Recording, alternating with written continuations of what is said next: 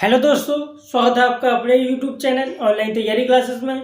और दोस्तों आज हम शुरुआत करने जा रहे हैं अपने एनवायरमेंटल इंजीनियरिंग के अगले टॉपिक की, जो कि हमारा डिस्पोजल ऑफ सीवेज। बट दोस्तों इस टॉपिक को स्टार्ट करने से पहले मैं बता दूं आपको कि हमने एनवायरमेंटल इंजीनियरिंग पर और भी वीडियोज़ बना रखी हैं।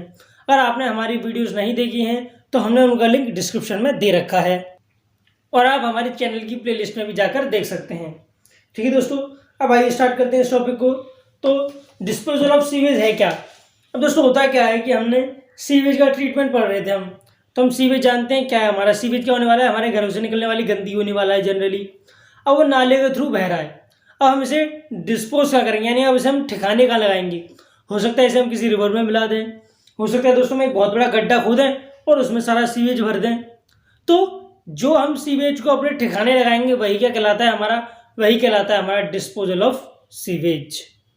आप इसमें इनलैंड वाटर का भी यूज़ कर सकते हैं, ज़मीन के अंदर पानी है उसमें भी सीवेज भेज सकते हैं। तो बहुत सारे तरीके होते हैं सीवेज को डिस्पोज करने के, हम कह सकते हैं सीवेज को ठिकाने लगाने की। बट यहाँ हम जो सीवेज को डिस्पोज करते हैं वो जनरली सिर्फ दो तरीकों से करते हैं, जिसमें पहले होने वाला है हमारा क्या, डाइल्यूशन। पहला होने वाला है डाइल्यूशन और दूसरा होने वाला है क्या, on land surface, on land surface. और दोस्तों जब हम अपने सीवेज को लैंड सरफेस पर क्या करेंगे, डिस्पोज करेंगे, तो इसे हम क्या कहेंगे, इसे हम कहेंगे सीवेज फार्मिंग, सीवेज फार्मिंग। अब डाइल्यूशन होता क्या है, डिस्पोजल ऑफ सीवेज। और वो disposal of sewage by dilution क्या है, तो हम यहाँ क्या करने वाले हैं, अपना जो सीवेज है उसका डाइल्यूशन करेंगे, जैसे नाम से पता चल रहा है बाय डाइल्यूशन। तो इसमें क्या करने वाले हैं, हम अपने सीवेज का सीधी सी बात है डाइल्यूशन करने वाले हैं। हम क्या करेंगे, अपने सीवेज को किसी फ्लोइंग वाटर में,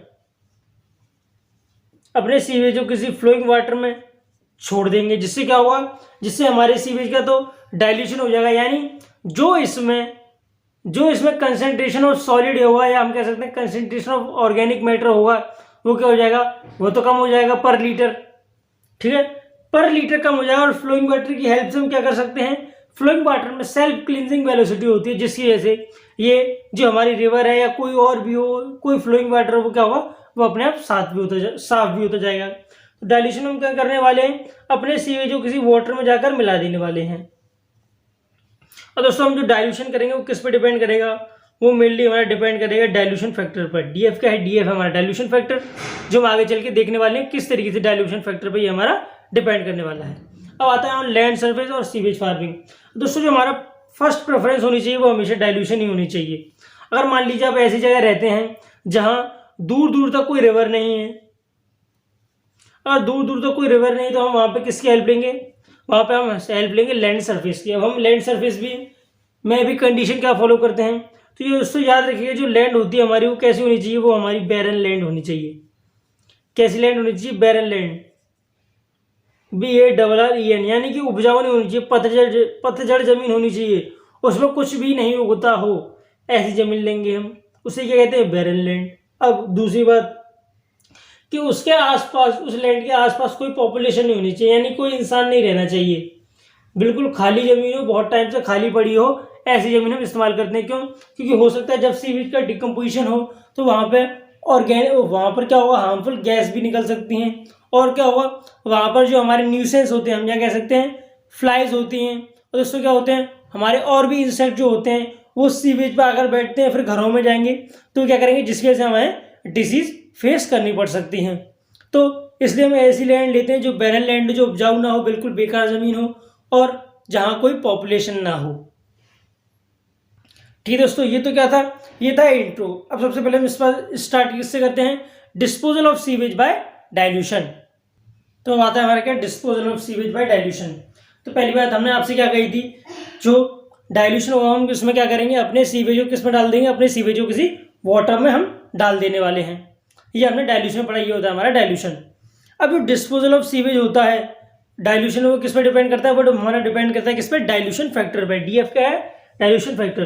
तो disposal of sewage and the amount of treatment to be given depend on dilution factor, जो कि हमारा इक्वल होता है किसके, VS + PW अपॉन VS, जिसमें VS क्या है, VS हमारा वॉल्यूम ऑफ स्लज, स्लज नहीं, सीवेज है, वॉल्यूम ऑफ सीवेज, और VW क्या है, वॉल्यूम ऑफ वाटर, जिसमें हम अपने सीवेज को डाल रहे हैं। तो हम क्या करते हैं, अपने सीवेज को इस सीधे सीधे जाकर डिस्पोज नहीं कर सकते, हमें क्या करना पड़ता है, पहले हमें चेक करना पड़ता है कि हमें अपने सीवेज को कितना ट्रीटमेंट देना पड़ेगा, और कितना ट्रीटमेंट देना पड़ेगा ये हम किसकी हेल्प से देखते हैं, हम सिर्फ हेल्प से देखते हैं, किसकी, डाइल्यूशन फैक्टर की हेल्प से। तो हम कह सकते हैं हमारा जो डाइल्यूशन है वो किस पर डिपेंड करता है, वो हमारा डिपेंड करता है डाइल्यूशन फैक्टर पर। तो एक हमने टेबल बनाई हुई है, तो अगर मान लीजिए हमारा डाइल्यूशन फैक्टर की वैल्यू है वो ग्रेटर देन 500 आती है, तो उस केस में क्या होगा, उस केस में हमें कोई भी ट्रीटमेंट नहीं देना पड़ेगा, अपने सीवेज को हम सीधे जाके डिस्पोज कर सकते हैं रिवर में या किसी भी पानी में। अब दूसरा कि अगर मान लीजिए डाइल्यूशन फैक्टर की वैल्यू 300 से 500 के बीच में आई, तो वहां हमें क्या करना पड़ेगा, वहां हमें प्लेन सेडिमेंटेशन करना पड़ेगा। प्लेन सेडिमेंटेशन आपको पता होना चाहिए, यहां मैं नहीं बताऊंगा। और जो हमारा एफ्लुएंट मिलेगा हमें प्लेन सेडिमेंटेशन से, उसके अंदर not contain more than 150 ppm suspended solids, यानी उसके अंदर 150 ppm से ज्यादा सस्पेंडेड सॉलिड नहीं होने चाहिए। एसएस का यहाँ, एसएस हमारा सस्पेंडेड सॉलिड्स। अगर हमारी डाइल्यूशन फैक्टर की वैल्यू 150 से 300 के बीच में हुई, तो 150 से 300 के बीच में होती है, तो वहां में क्या देना पड़ेगा, वहां हमें सेकेंडरी ट्रीटमेंट देना पड़ेगा। सेकेंडरी ट्रीटमेंट कौन सा होता है, ये हमारा बायोलॉजिकल ट्रीटमेंट होता है, और इसे हम क्या कह सकते हैं, हमारा ट्रिकलिंग फिल्टर या एक्टिवेटेड स्लज प्रोसेस। तो और हम क्या देख सकते हैं, हमें क्या देना पड़ेगा, स्क्रीनिंग भी करना पड़ेगा, और हमें क्या करना पड़ेगा, केमिकल प्रेसिपिटेशन भी करना पड़ेगा। और साथ में जो हमारा एफ्लुएंट मिलेगा हमें, उसके अंदर नॉट मोर देन 150, दोस्तों 150 60 होता है, 60 ppm सस्पेंडेड सॉलिड, यानी कि जो हमें एफ्लुएंट मिलेगा उसके अंदर 60 ppm से ज्यादा सस्पेंडेड सॉलिड्स नहीं होने चाहिए। और अगर हमारा डाइल्यूशन फैक्टर 150 से कम हुआ, तो उस केस में क्या हुआ, उस केस में हमें कंप्लीट ट्रीटमेंट देना पड़ेगा अपने सीवेज को। तो दोस्तों यहाँ पे हमने जितनी भी सारी टर्म पढ़ी, plain sedimentation, secondary treatment, screening, chemical precipitation, ये कंप्लीट ट्रीटमेंट, तो ये हम पहले पढ़ चुके हैं, हमने इस पर और भी वीडियोस बना रखी है। अगर आपने हमारी वह वीडियोस नहीं देखी हैं तो हमने उनका लिंक डिस्क्रिप्शन में दे रखा है, वहां से देख सकते हैं, आपको सब समझ में आ जाने वाला है। Disposal of sewage by dilution है, इसमें मेनली जब सबसे ज्यादा हेल्प लेते हैं, किसकी लेते हैं, रिवर की लेते हैं। क्यों, क्योंकि रिवर के पास क्या होता है, रिवर के पास सेल्फ क्लींजिंग प्रॉपर्टी होती है। तो हम डाइल्यूशन में सबसे ज्यादा हेल्प किसकी लेने वाले हैं, रिवर की, यानी कि अपने सीवेज को हम सबसे ज्यादा किस में जाके मिलाते हैं, सबसे ज्यादा हम उसे रिवर में जाकर छोड़ देते हैं ट्रीटमेंट के बाद। अब हमें कुछ फॉर्मूले दिए गए, मैं उससे पहले एक चीज बता दूं आपको, ये मान लीजिए हमारी क्या रिवर है, हम क्या करेंगे, सीवेज लाएंगे अपना इस तरीके से, और ये क्या है, सीवेज की पाइपलाइन है, ये किसकी, ये हमारी रिवर है। तो हम क्या करेंगे, सीवेज की पाइपलाइन लाएंगे और रिवर में जाकर मिला देंगे। तो हम ये करते हैं डाइल्यूशन में। इससे पहले हमें क्या करना पड़ता है, सीवेज का ट्रीटमेंट करना पड़ता है। ठीक, अब हमें कुछ फॉर्मूले दिए गए हैं रिवर और सीवेज की फॉर्म में, जो हमें याद होनी चाहिए। मान लीजिए अगर हम डिजोल्व ऑक्सीजन मिक्स निकालने हैं, DO mix, dissolve oxygen mix यानी हमारे जो सीवेज और रिवर का मिक्सचर होगा उसमें डिजोल्व ऑक्सीजन क्या होने वाली है, ये हम कैसे निकालेंगे, तो उसका फॉर्मूला है हमारा QS। QS क्या है, QS हमारा discharge of sewage into DOS। DOS क्या है, dissolve oxygen of sewage, plus QR क्या discharge of river into DOR, और DOR क्या है, dissolve oxygen of river upon QS plus QR। अगला फॉर्मूला आता है हमारा BOD मिक्स का। तो जो हमारा मिक्सर बनेगा उसका BOD क्या होगा, उसका BOD होगा हमारा QS into BODS plus QR into BODR upon QS plus QR। और एक तीसरा फॉर्मूला हमारे होने वाला है, वो क्या होने वाला है, CR मिक्स। अब दोस्तों CR नहीं, C मिक्स है। तो दोस्तों C मिक्स क्या होने वाला है, ये होता है हमारा कंसंट्रेशन ऑफ ऑर्गेनिक मैटर, या हम कह सकते हैं concentration of solid in mixture. तो ये हमारा किसके इक्वल होगा, QS into CS plus QR into CR upon QS plus QR। जिसमें QS क्या है, QS हमारा डिस्चार्ज ऑफ सीवेज, CS क्या है, concentration of solid in sewage, QR क्या है, concentration of discharge of river, और CR क्या है, CR है हमारा concentration of solids in river. ये हम सारे फॉर्मूले देख ही चुके हैं। तो ये हमें 3 फॉर्मूले हैं जो हमें मिक्स की वैल्यू देते हैं जब अपने सीवेज को रिवर में डालते हैं। मैं फिर बताता हूं आपको कि रिवर क्यों लेते हैं, क्योंकि उसकी सेल्फ क्लींजिंग प्रॉपर्टी हम आगे भी पढ़ेंगे। होता क्या है, रिवर के पास अपनी एक प्रॉपर्टी होती है जिससे वो खुद को साफ कर लेती है बहते बहते, इसलिए हम मेनली रिवर को यूज करते हैं। और इसके 3 फॉर्मूले हैं। तो अब आता है हमारा कि हम सीवेज के डिस्पोजल के लिए डाइल्यूशन प्रोसेस में रिवर का इस्तेमाल ही क्यों करते हैं। हमने अभी क्या सीखा, हमने इससे पहले कुछ फॉर्मूले सीखे। ठीक, हमने क्या सीखे, 3 फॉर्मूले सीखे, जिसमें एक पहला फॉर्मूला था हमारा डिजोल्व ऑक्सीजन का, उसके बाद बीओडी का, और तीसरा क्या था, कंसंट्रेशन ऑफ सस्पेंडेड सोडियम कह सकते हैं ऑफ ऑर्गेनिक मैटर। बट मुद्दा ये आता है कि रिवर ही क्यों यूज कर रहे हैं। दोस्तों उसका रीजन है सेल्फ क्लींजिंग प्रॉपर्टी। रिवर के पास एक प्रॉपर्टी होती है, उसे हम कहते हैं सेल्फ क्लींजिंग प्रॉपर्टी है। और उस प्रॉपर्टी में होता क्या है, जो हमारी रिवर होती है वो क्या करती है, बहती रहती है, और बहते के साथ ही, बहने के साथ ही क्या करती है, अपने आप को साफ करते चलती है। इसे किसी एक्सटर्नल सोर्स की जरूरत नहीं पड़ती साफ होने के लिए। ठीक, मान लीजिए रिवर है, अगर आप यहाँ पे कोई कचरा डाल रहे हैं यहाँ पर, तो होगा क्या कि यहाँ से जो हमारी नदी वो ट्रैवल करती जाएगी, और एक टाइम ऐसा आएगा यहाँ पे थोड़ी गंदगी कम हो जाएगी, इसमें थोड़ी और कम, इसमें थोड़ी और कम, इधर थोड़ी और कम, इधर थोड़ी और कम, और यहाँ आते रिवर बिल्कुल साफ हो जाएगी। तो इसी प्रॉपर्टी की वजह से हम क्या यूज करते हैं, हम रिवर का यूज करते हैं। बट एक चीज याद रखिएगा कि अगर हम ज्यादा इसमें पॉल्यूशन कर रहे हैं, ज्यादा इसमें अपना सीवेज डाल दें, तो रिवर भी साफ नहीं हो पाती। तो एक लिमिट तक यह हम कह सकते हैं कि रिवर सेल्फ क्लेंजिंग प्रॉपर्टी दिखाएगी, अदरवाइज नहीं दिखाएगी। ठीक, अब हमने भी क्या कर रखा है, जो हमारी रिवर है उसे डिफरेंट जोन में बांट रखा है। जो हमारी रिवर है उसे हमने डिफरेंट जोन में बांट रखा है, पहला जोन, दूसरा जोन, तीसरा जोन, चौथा जोन। तो पहला जोन कौन सा जोन है, जिसमें हमने मान लीजिए सीवेज मिलाया। मान लीजिए इस जोन में क्या किया, हमने सीवेज मिलाया, तो ये जोन क्या कहला जाएगा हमारा, ये कहला जाएगा जोन ऑफ डिग्रेडेशन।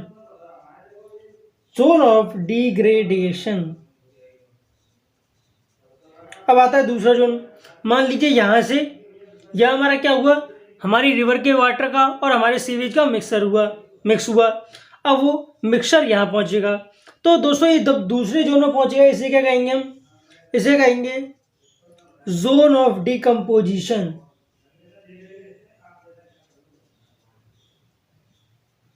ये मिक्सचर और आगे पहुंचेगा, तो तीसरे जोन को क्या कहेंगे हम, तीसरे जोन को कहेंगे zone of recovery. Zone of recovery. अब आता है हमारा चौथा जोन, और चौथे जोन को कहेंगे zone of clear water. Zone of clear water. तो क्या किया हमने, जब हम अपने सीवेज को किसी रिवर में मिलाते हैं, तो क्या होता है, वो कुछ देर बाद कुछ और, पहले तो कुछ और इफेक्ट दिखाएगी, थोड़ी देर आगे चले कुछ और इफेक्ट दिखाने लगेगी, थोड़ी देर और आगे चलेगी थोड़ा कुछ और इफेक्ट दिखाएगी, और लास्ट में जाके कुछ और इफेक्ट दिखाएगी। तो इन इफेक्ट्स के बेसिस पर, जो हमारी रिवर में इफेक्ट हुए हैं, उनके बेसिस पर हमने क्या किया है, इन जो हमारी रिवर को उसको 4 जोन में डिवाइड कर दिया है। पहला हुआ जोन ऑफ डिग्रेडेशन, दूसरा जोन ऑफ डिकम्पोजिशन, तीसरा जोन ऑफ रिकवरी, और चौथा जोन ऑफ क्लियर वाटर। और हम क्या करने वाले हैं, 1 बाय 1 हर जोन को पढ़ने वाले हैं। तो सबसे पहला आता है हमारा क्या, जोन ऑफ डिग्रेडेशन। तो आता है हमारे जोन ऑफ पॉल्यूशन। दोस्तों जोन ऑफ पॉल्यूशन वही जोन है जो अभी हमने चारों जोन पढ़े। अब इसे हम जोन ऑफ पॉल्यूशन क्यों कहते हैं, क्योंकि ये हमारी रिवर में किसकी वजह से होते हैं, पॉल्यूशन की वजह से हो सकते हैं। तो इसलिए हम क्या कहने वाले हैं इन जोन्स को, जोन्स ऑफ पॉल्यूशन। तो सबसे पहले हमारा जोन कौन सा आने वाला है, जोन ऑफ डिग्रेडेशन। अब जोन ऑफ डिग्रेडेशन है क्या, ये जान लेते हैं। तो zone of degradation found at certain distance eight which sewage is discharge. दोस्तों जिस जगह हम सीवेज अपना मिक्स करते हैं रिवर में, उसकी थोड़ी दूरी पर जो जोन होता है वो हमारा क्या होने वाला है, जोन ऑफ डिग्रेडेशन। अब water become dark and turbid. तो जोन ऑफ डिग्रेडेशन में वाटर क्या होने वाला है, डार्क और टर्बिड हो जाने वाला है। अब आता है तीसरा point, dissolve oxygen reduce up to 40% of saturation. तो दोस्तों जो हमारे रिवर में डिजोल्व ऑक्सीजन रह जाती है उस सिचुएशन में या उस टाइम पर, वो कितनी रह जाती है, 40% रह जाती है, किसका, सैचुरेशन का। अब आता है fourth point, fish survive but algae dies. यानी कि फिश तो हमारी जिंदा रहती है पानी में, लेकिन जो एल्गी होती है वो मर जाती है। अब आता है हमारा अगला जोन। अब आता है हमारा दूसरा जोन जो कि है जोन ऑफ डिकम्पोजिशन। तो अब जोन ऑफ डिकम्पोजिशन में क्या पढ़ना है हमें, ये देख लेते हैं। तो सबसे पहले आता है डिजोल्व ऑक्सीजन में फॉल इवन टू 0। हमने जोन ऑफ डिग्रेडेशन में क्या पढ़ा था, हमने जोन ऑफ डिग्रेडेशन में पढ़ा था कि जो हमारा डिजोल्व ऑक्सीजन है वो 40% तक जा सकता है, लेकिन यहाँ क्या हो सकता है, जोन ऑफ डिकम्पोजिशन हमारा दोस्तों जोन ऑफ डिकम्पोजिशन में जो हमारा डिजोल्व ऑक्सीजन है वो कहाँ तक जा सकता है, 0% पे पहुंच जाता है कभी कभी। अब वाटर बिकम्स मोर डार्कर, वहाँ हमने डार्क पढ़ा था, यहाँ और डार्क हो जाएगा, पानी है काला काला हो जाने लगेगा। फिर आता है जोन ऑफ हैवी पॉल्यूशन, तो ये हमारा वो जोन है जिसमें सबसे ज़्यादा पॉल्यूशन होता है, क्यों, यहाँ डिकम्पोजिशन स्टार्ट हो चुका होता है हमारा। और इस जोन में जो फिश और एल्गी है वो दोनों ही मर जाती हैं। इससे पहले हमने देखा था कि सिर्फ एल्गी मरेगी, और इस जोन में क्या होने वाला है, एल्गी और हमारी फिश दोनों ही यहाँ खत्म हो जाने वाली हैं। अब आता है अगला जोन जो कि हमारा जोन ऑफ रिकवरी। तो जोन ऑफ रिकवरी में क्या हुआ, dissolve oxygen content राइसेस over 40% of the saturation. Means हमने देखा था जोन ऑफ डिकम्पोजिशन में क्या हुआ था, जो हमारा डिजोल्व ऑक्सीजन का लेवल था वो बहुत ज़्यादा गिर गया था, हो सकता है 0 भी हो गया हो। बट जोन ऑफ रिकवरी में जैसे नाम से पता चल रहा है कि डिजोल्व ऑक्सीजन का जो कंटेंट होगा वो क्या हुआ, वो बढ़ने लगेगा और अप टू 40% फिर से हो जाएगा। अब क्या हुआ, बीओडी फॉल्स डाउन, जो हमारा बायोकेमिकल ऑक्सीजन डिमांड है वो क्या होगा, वो नीचे गिरने लगे। यानी कि जो माइक्रो ऑर्गेनिज्म को मारने के लिए ऑक्सीजन डिमांड रहती हो, जो ऑर्गेनिक मैटर को डिकम्पोज करने के लिए ऑक्सीजन डिमांड रहती है वो क्या होगी, वो गिरने लगेगी। ठीक, अगला organic matter will produce and other compounds, organic matter will produce gaseous and other compounds. तो जोन ऑफ रिकवरी में क्या होता है, डिकम्पोजिशन हो गया होता है, तो डिकम्पोजिशन का जैसा कि हम जानते हैं हमारी गैसेस और कुछ कंपाउंड पानी में से बाहर निकलने लगते हैं, जैसे वो आपका एक कार्बोनेट हुआ, सल्फेट हुआ, फॉस्फेट हुआ, और भी बहुत सारे इस तरह की गैसेस और कंपाउंड क्या होता है पानी में से बाहर निकलने लगते हैं। अब आता है हमारा आखिरी जोन, अब आता है हमारा अगला जोन जो कि है जोन ऑफ क्लियर वाटर। तो जोन ऑफ क्लियर वाटर जैसे नाम से पता चल रहा है पानी हमारे इस जोन में साफ हो गया होगा, तो हम कह सकते हैं dissolve oxygen will rise up to its saturation value, यानी जितना डिजोल्व ऑक्सीजन की सैचुरेशन वैल्यू होती है वहाँ तक हमारा डिजोल्व ऑक्सीजन पहुँच जाएगा। वाटर बिकम्स क्लियर, और जो हमारा वाटर है यहाँ क्लियर हो जाएगा। जैसे कि हमने देखा था पिछले जोन में हमारा क्या होता जो पानी था वो टर्बिड हो गया था और कैसा हो गया था, ब्लैकिश कलर का हो गया था। बट यहाँ क्या होगा, ऐसा कुछ नहीं होगा, जो पानी हमारा क्लियर हो चुका होगा और इसे हम किसी भी पर्पज़ के लिए यूज़ कर सकते हैं। ठीक, तो ये थे हमारे क्या जोन ऑफ पॉल्यूशन, और इसमें हमने 4 जोन पढ़े, जैसे जिसमें पहला था हमारा जोन ऑफ डिग्रेडेशन, फिर दूसरा जोन ऑफ डिकम्पोजिशन। तो उसमें बता दो आपको जोन ऑफ डिकम्पोजिशन को हम क्या कहते हैं, हम इसे ये भी कह सकते हैं जोन ऑफ एक्टिव डिकम्पोजिशन, दोनों की बात एक ही है।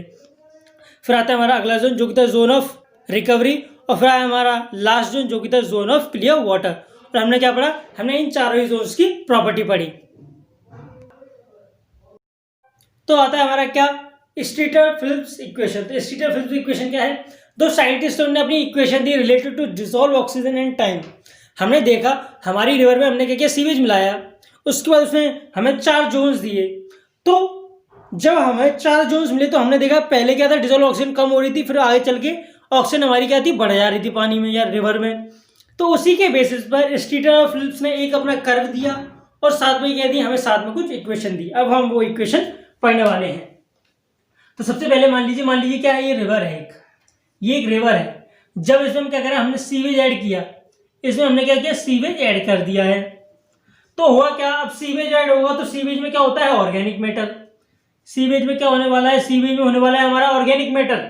अब क्या करेंगे, माइक्रो ऑर्गेनिज्म इस ऑर्गेनिक मैटर को डिकम्पोज करेंगे। तो उसके लिए उन्हें क्या चाहिए रहेगी, उसके लिए उन्हें चाहिए रहेगी ऑक्सीजन।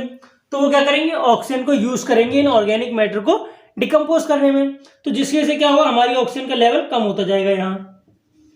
यहाँ ऑक्सीजन का लेवल कम होता जाएगा। क्यों, क्योंकि हमारे जो माइक्रो ऑर्गेनिज्म है वो ऑक्सीजन का यूज कर रहे हैं। तो हम कह सकते हैं रिवर में ऑक्सीजन का जो प्रेजेंस है, हम कह सकते हैं जो डिसॉल्व ऑक्सीजन होने वाली है वो क्या होने वाली है, वो कम होती चली जाएगी। और उसे हम क्या कह रहे हैं, उसे हम कह रहे हैं डीऑक्सीजनेशन। डीऑक्सीजनेशन। अब एक चीज और होगी कि रिवर तो हमारी मूव करती जा रही है, इस तरीके से आगे बढ़ती चली जा रही है, तो हमारी जो एटमॉस्फेयर है उसमें भी तो ऑक्सीजन होगी। जब ये यहाँ पर डीऑक्सीडेशन हो रहा होगा तो इस सरफेस पर भी तो क्या हो रहा होगा, ऑक्सीजन ऐड हो रही होगी। जो हमारा एटमॉस्फेयर है उससे O2 ऐड हो रही होगी इस रिवर में। यहाँ पे क्या हो रहा है, ऑर्गेनिक मैटर डिकम्पोज हो रहा है, इसकी वजह से डीऑक्सीजनेशन हो रहा है। बट जो हमारी सरफेस है उस पर भी तो ऑक्सीजन ऐड होती जा रही होगी, फ्रॉम कहाँ, एटमॉस्फेयर से, फ्रॉम एटमॉस्फेयर, यानी एटमॉस्फेयर से तो ऑक्सीजन ऐड हो रही है और ऑर्गेनिक मैटर अंदर अंदर ऑक्सीजन को खत्म करते जा रहे हैं। क्यों, ऑर्गेनिक मैटर डिकम्पोज हो रहा है। तो जब हमारी ऑक्सीजन ऐड हो रही है तो उसे हम क्या कहने वाले हैं, उसे हम कहने वाले हैं ऑक्सीजनेशन। यहाँ साथ में दो प्रोसेस चल रही है, एक ऑक्सीजनेशन एक डीऑक्सीजनेशन। ऑक्सीजनेशन में क्या हो रहा है, जो हमारी O2 है वो ऐड होती जा रही है पानी में या रिवर में, और डीऑक्सीजनेशन में क्या होता है, जो हमारी ऑक्सीजन है उसकी कमी होती जा रही है रिवर में। यानी कि हम कह सकते हैं यही प्रॉपर्टी तो होती है, कौन सी, सेल्फ क्लेंजिंग प्रॉपर्टी। पहले ऑक्सीजन की कमी आ रही थी, फिर ऑक्सीजन बढ़ती जा रही है। अब जब हम इसे कर्व ड्रॉ करते हैं तो हमें किस तरीके से मिलेगा वो, और हम कर्व ड्रॉ कैसे कर रहे हैं, डिजॉल्व ऑक्सीजन और टाइम का। तो सबसे पहले बात करते हैं किसकी, डीऑक्सीजनेशन की। मान लीजिए क्या था, ये मैक्सिमम डिजॉल्व ऑक्सीजन हो, ये क्या है, मैक्सिमम डिजॉल्व ऑक्सीजन हो। तो जब बात करें हम डीऑक्सीजन की, टाइम के साथ क्या हो रहा है, हमारी ऑक्सीजन कम होती जा रही है। ये किसका कर्व ड्रॉ किया हमने, डीऑक्सीजनेशन का, डीऑक्सीजनेशन का। अब एक चीज और देखिए, अब हुआ क्या, ये तो हो गया डीऑक्सीजनेशन, अब ऑक्सीजनेशन भी तो हो रहा है साथ में, ये दोनों प्रोसेस साथ चल रही है हमारी। तो इस तरीके से क्या होने वाला है, ये ऑक्सीजनेशन होने वाला है हमारा। क्यों, टाइम के साथ हम देख रहे हैं कि हमारी जो ऑक्सीजन है वो ऐड हो रही है पानी में, तो हम कह सकते हैं टाइम के साथ हमारी जो ऑक्सीजन होगी वो ऐड होगी। तो ये क्या होगा, ऑक्सीजनेशन, ये क्या होगा, डीऑक्सीजनेशन। ठीक, अब ये तो हो गया इन दोनों का कर्व। अब एक बात सोचिए, मैं मिटा देता हूं ये, कि ये तो हमने क्या किया, इनको इंडिविजुअली ड्रॉ कर दिया, ऑक्सीडेशन का अलग और डीऑक्सीजनेशन का अलग। अगर हम इन दोनों कर्व को साथ ड्रॉ कर दें तो हमें कर्व कुछ किस तरीके का मिलने वाला है, जो हमें कर्व मिलेगा वो कुछ इस तरीके से तो होने वाला है। पहले ये क्या था, ये ऑक्सीडेशन का, ये ऑक्सीजनेशन का कर्व, ये डीऑक्सीजनेशन का कर्व। अब हमने क्या किया, इस पूरी प्रोसेस का एक कंबाइंड कर्व बनाया, तो वो कंबाइंड कर्व क्या होने वाला है, ये।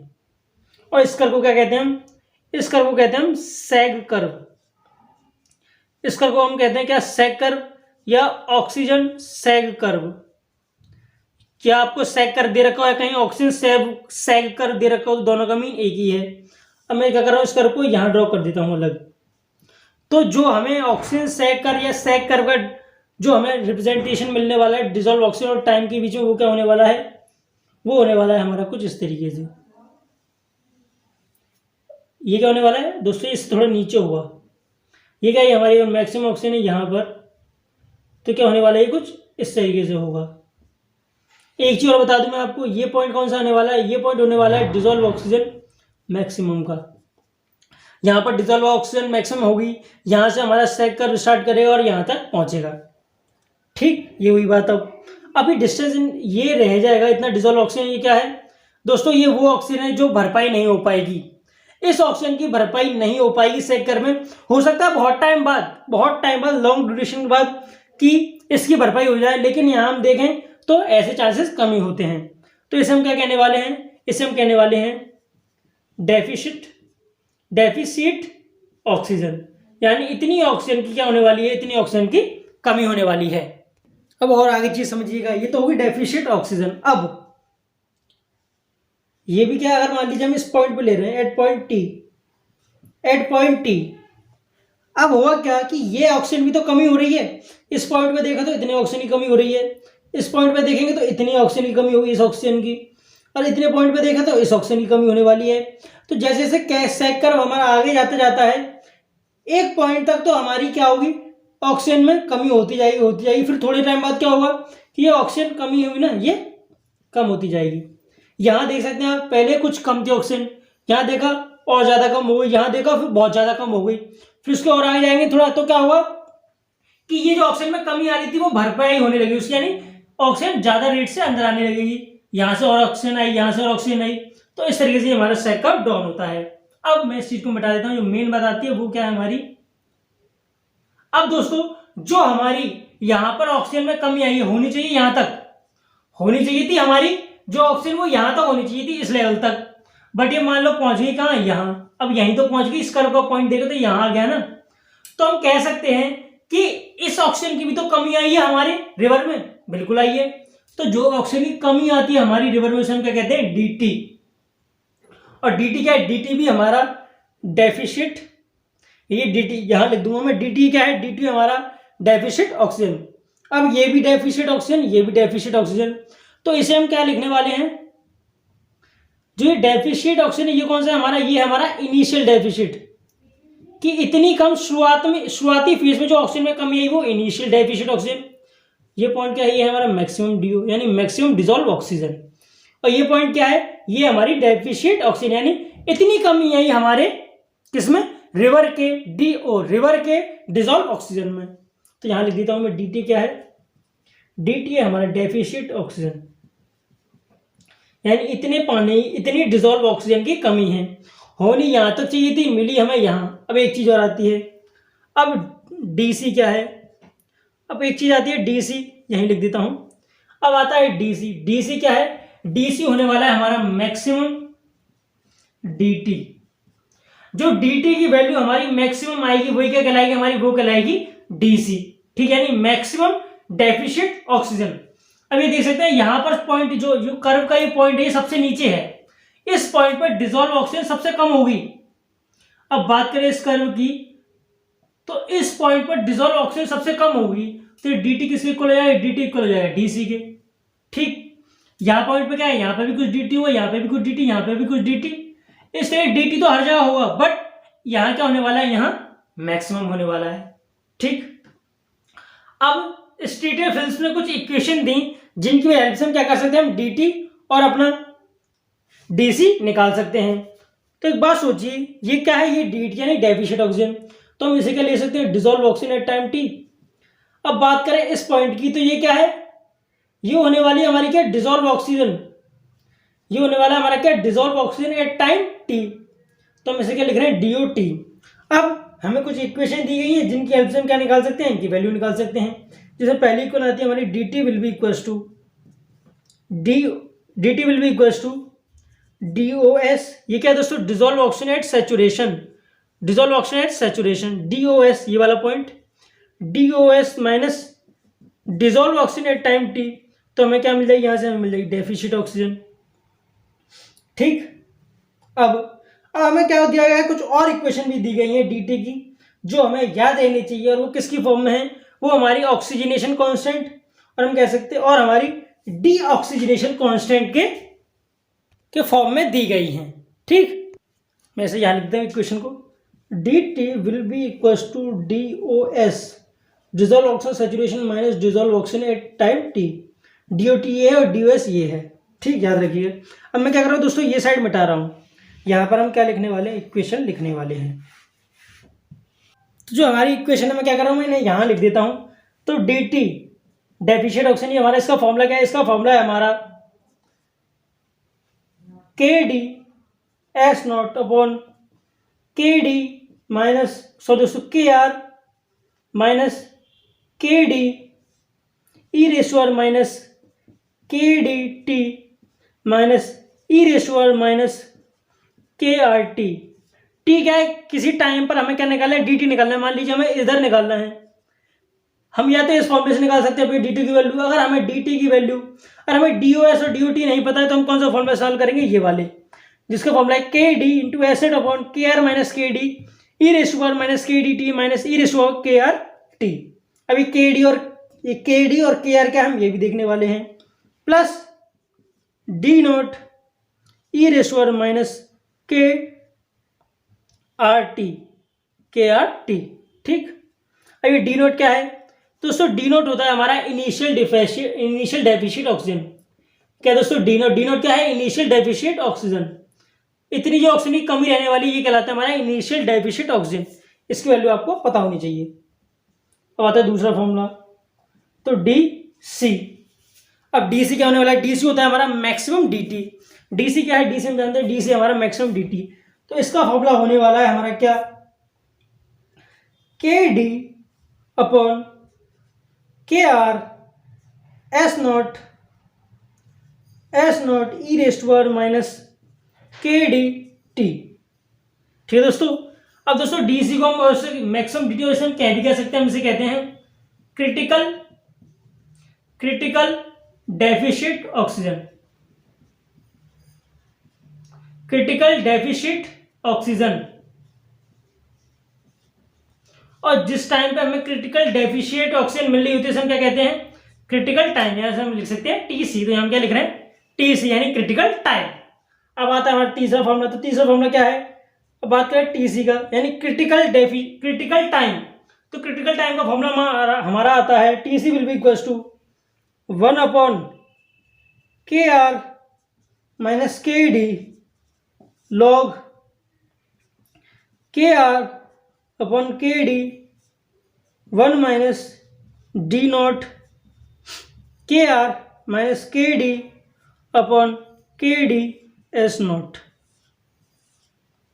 ठीक है दोस्तों, अब बात करते हैं KD और KR क्या है, S naught क्या है। तो सबसे पहली बात, KR क्या है? Oxygenation constant. ऑक्सीजनेशन कांस्टेंट जो हमने कर्व ड्रॉ किया था, कौन सा वाला, जो हमारा कर्व इस तरीके से ऊपर जा रहा था, वो क्या है, वही होता है हमारा ऑक्सीजनेशन। और दोस्तों से हम ये भी कहते हैं क्या, रीऑक्सीजनेशन। हो सकता है मैं आपको बताना भूल गया हूं, तो आपको याद रखना होगा कि उस कर्व को हम क्या कहते हैं, और रीऑक्सीजनेशन भी कह सकते हैं, या तो हम ऑक्सीजनेशन कह सकते हैं, रीऑक्सीडेशन भी कह सकते हैं। रीऑक्सीडेशन जैसा आप समझ रहे हैं कि क्या हो रहा है, ऑक्सीजन दोबारा से गेन कर रहा है, तो हो गया क्या, रीऑक्सीजनेशन।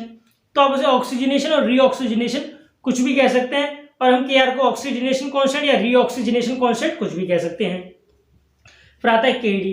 तो केडी क्या होने वाला है, केडी होने वाला है हमारा डीऑक्सीजनेशन कांस्टेंट। केडी होने वाला है हमारा क्या, deoxygenation constant. KR oxygenation constant या रीऑक्सीजनेशन कांस्टेंट, केडी हो गया हमारा डीऑक्सीजनेशन कांस्टेंट। अब आता है एस नॉट। एस नॉट क्या होता है, एस नॉट होता है हमारा initial BOD, biochemical oxygen demand, जिसकी वैल्यू हमें क्वेश्चन में गिवन रहेगी।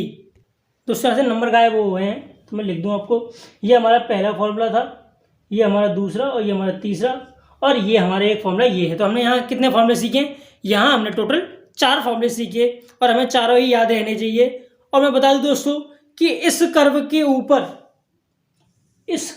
ऊपर तो गेट एग्जामिनेशन में एक क्वेश्चन भी बना है, जो हम आगे सॉल्व करेंगे।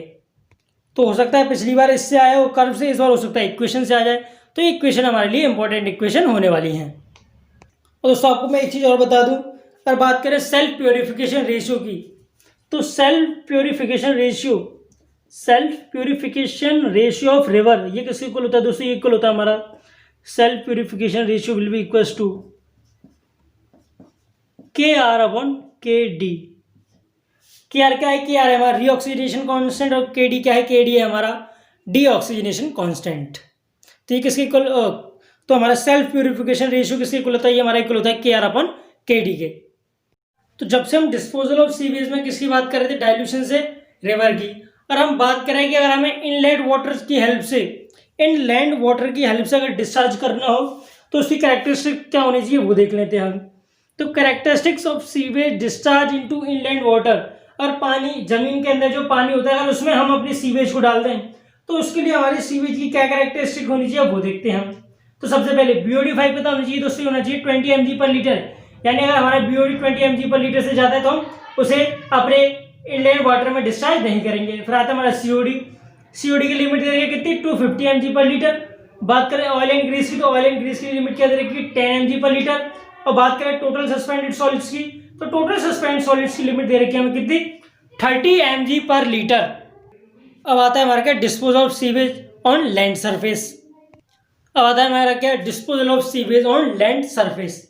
तो सबसे पहली बात कि हम disposal of sewage on land surface कब यूज करने वाले हैं, हम लैंड सरफेस वाली टेक्निक कब यूज करने वाले हैं। तो सबसे पहली बात कि ये टेक्निक हम जब यूज करेंगे, जब हमारे सीवेज के डिस्पोजल, हमें सीवेज कर रहे हैं उसके आसपास कोई रिवर ना हो, और दूर दूर तक कोई रिवर ना हो, तो हम क्या करने वाले, तो हम लैंड सरफेस का यूज करेंगे। और दूसरी बात, जो हमारी लैंड सरफेस होनी चाहिए वो कैसी होनी चाहिए, वो हमारी बैरन लैंड होनी चाहिए, यानी उपजाऊ नहीं होनी चाहिए, एक पतझड़ जमीन होनी चाहिए जिसमें कुछ नहीं लगता, वहां हम अपना बैरन लैंड यूज कर सकते हैं। अब दूसरी बात कि जो बैरन लैंड है जो हमारी, जिसमें हम अपने सीवेज का डिस्पोजल करने वाले हैं, वो लैंड क्या होनी चाहिए, पॉपुलेशन से दूर होनी चाहिए, यानी हम कह सकते हैं नो पॉपुलेशन, वहां आसपास कोई भी पॉपुलेशन नहीं होनी चाहिए, यानी आसपास लोग नहीं होने चाहिए। क्यों, क्योंकि जो हमारा सीवेज होगा, तो उसमें से क्या निकलने वाली है, उसमें से गैसेस निकलने वाली हैं, जो कि हमारे लिए और एनवायरनमेंट के लिए कैसे होने वाली है, हार्मफुल होने वाली है। इसलिए हम क्या लेते हैं, एक बैरन लैंड लेते हैं जिस पर कोई पॉपुलेशन नहीं होती। ठीक, अब हम इसे अप्लाई कैसे करने वाले हैं, ये देख लेते हैं। तो हम क्या करते हैं, दोस्तों यहाँ जो हमें मेन चीज़ें मैं आपको सिर्फ वही पढ़ाने वाला हूँ, लैंड सरफेस में आपको ज़्यादा नहीं पढ़ाने वाला। जितनी आपकी काम की चीज़, जितना आपके पेपर में यूज़ होने वाला है, वो सारी चीज़ें हम यहाँ पढ़ने वाले हैं। तो मान लीजिए कोई लैंड है, अब इसमें क्या करेंगे, अपना सीवेज फिल करेंगे। यहाँ तक हमने क्या किया, सीवेज फिल किया। ठीक है दोस्तों, ये हमारा हो गया सीवेज। अब एक चीज़ याद रखिएगा, हमने क्या किया, एक लैंड सरफेस खाली थी, हमने क्या किया, उस पर सीवेज फैला दिया। तो ये क्या हो गया, ये disposal of sewage on land surface. But एक चीज़ याद रखिएगा, जो हमारे सीवेज की हाइट होनी चाहिए वो 20 सेंटीमीटर से ज़्यादा नहीं होनी चाहिए। यानी हम कह सकते हैं सिर्फ 20 सेंटीमीटर तक ही हाइट रहनी चाहिए हमारे किसकी, सीवेज की। अब जब हम अपने सीवेज का डिस्पोजल करते हैं लैंड सरफेस पे, तो वहाँ बहुत सारी प्रोसेस होने वाली होती हैं, जिसमें पहला होता है कि सनलाइट एक इफेक्ट डाल रही होगी, सनलाइट किसी तरह वर्क कर रही होगी, रेडिएशन की तरह वर्क कर रही होगी, जिससे क्या होने वाला है, इसमें जो ऑर्गेनिक मैटर है वो डिकम्पोज होने वाला है, और उसके बाद जो हमारे माइक्रो ऑर्गेनिज्म है वो भी किल होने वाले हैं। या हम कह सकते हैं इसका क्या होने वाला है, इसका डिसइंफेक्शन होते जा रहा है साथ के साथ में सनलाइट की हेल्प से। और क्या होने वाला है, यहाँ इवोपोरेशन होने वाला है। जो सीवेज होगा उसमें वाटर होगा, तो वाटर क्या होता है, इवोपोरेशन। या वाटर क्या होने वाला है, वाटर का होने वाला है इवेपोरेशन। ठीक, और क्या होने वाला है, अब कुछ पानी नीचे भी जा रहा होगा, या हमारे जो बहुत छोटे छोटे इनऑर्गेनिक पार्टिकल या ऑर्गेनिक पार्टिकल हैं वो भी क्या जा रहे हैं, वो भी नीचे जा रहे होंगे। तो हम उसे क्या कहते हैं, इन्फिल्ट्रेशन।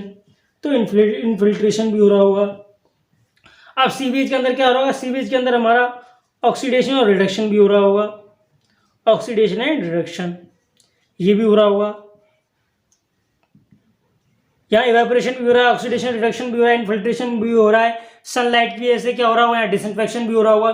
तो बहुत सारी प्रोसेस यहाँ एक जगह चलती रहती हैं। लेकिन जो हम सीवेज की हाइट है वो 20 सेंटीमीटर से ज़्यादा नहीं लेते।